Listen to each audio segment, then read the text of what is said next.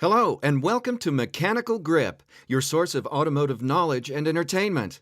Today, we're here to talk about the 80s, the era of neon, Walkmans, and the return of power to America. After suffering through the 1970s, the idea of American muscle cars made the first steps towards a return in the 80s. These cars looked better and had more power, but that was not the end. They were also better built, felt more modern, and had more technology. This unique moment in time gave us razor-sharp lines and turbo engines, and more than a few iconic cars that Generation X lusts after even today. So let's have a look at the 8 best 1980s American muscle and performance cars. First up, the Ford Mustang SVO. The third-generation Ford Mustang arrived in 1979 as a sleeker, lighter, and more aerodynamic car. The Fox body Mustang was sleeker, more modern, and aerodynamic. To give the Mustang some edge, Ford's Special Vehicle Operations Department introduced the Mustang SVO in 1984. It featured a 2.3-liter turbocharged four-cylinder with 175 horsepower. Though that doesn't sound like much, it was quite the power output for a small engine, and as a light car, the SVO was pretty hot back in the days. With four-wheel disc brakes, stiffer suspension, and sharper steering, the little Mustang was quite capable.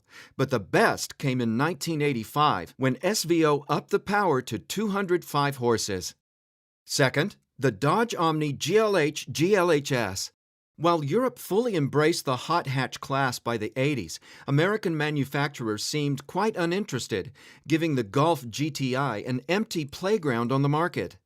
All that changed when Carroll Shelby teamed up with Dodge and introduced his version of the compact Omni model. Shelby took the 2.2-liter four-banger and added a turbocharger to produce a total output of 175 horsepower and 0 to 60 time of less than 7 seconds.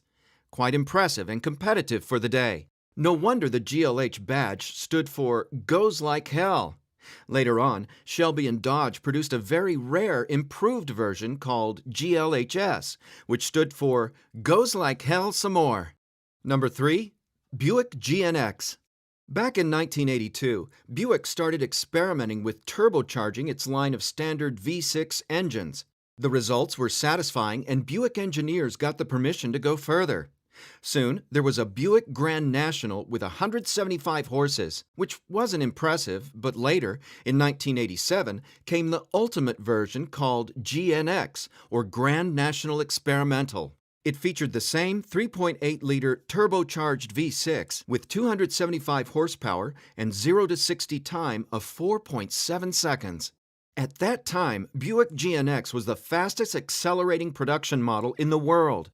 At $29,000, it wasn't cheap either, but there's a widespread legend about the owners who paid the lease on these cars just by street racing them for money.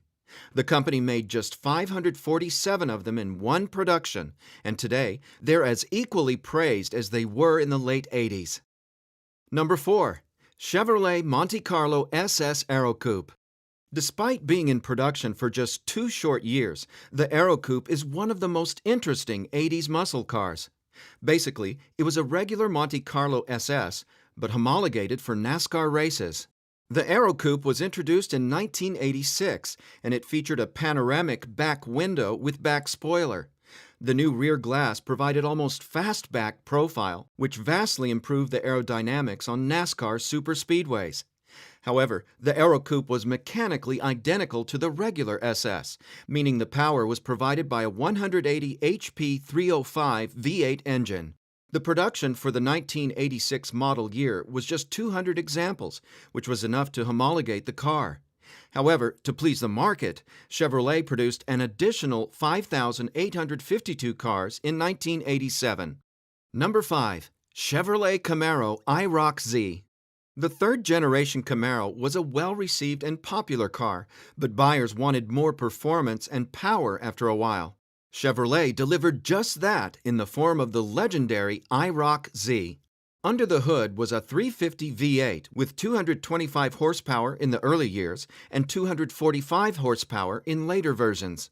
The buyers could opt for manual or automatic, and the suspension was tuned as well as steering.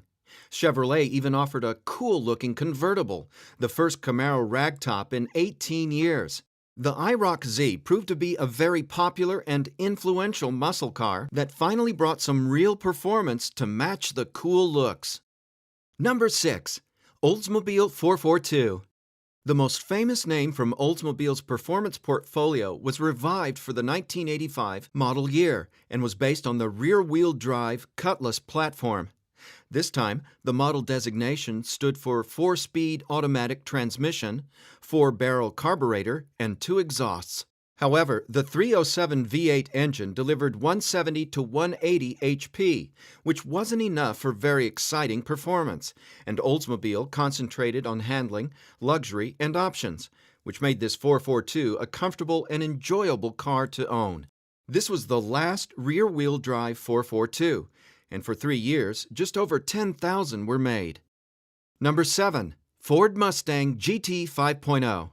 The rise in power during the 80s brought the first real performance to the Mustang range in almost 20 years. The Fox body Mustang grew more powerful with each model year, starting from 175 horsepower in 1983. By the late 80s, the venerable 5.0-liter V8 was pumping 225 horses and 300 pound-feet of torque, which translated to quite competent 0 to 60 times. The Mustang was once again an affordable performance car with cool styling, lots of options, and enough power to spin the rear wheels in any gear. This car marked a return to the roots with a strong V8 engine and exciting performance.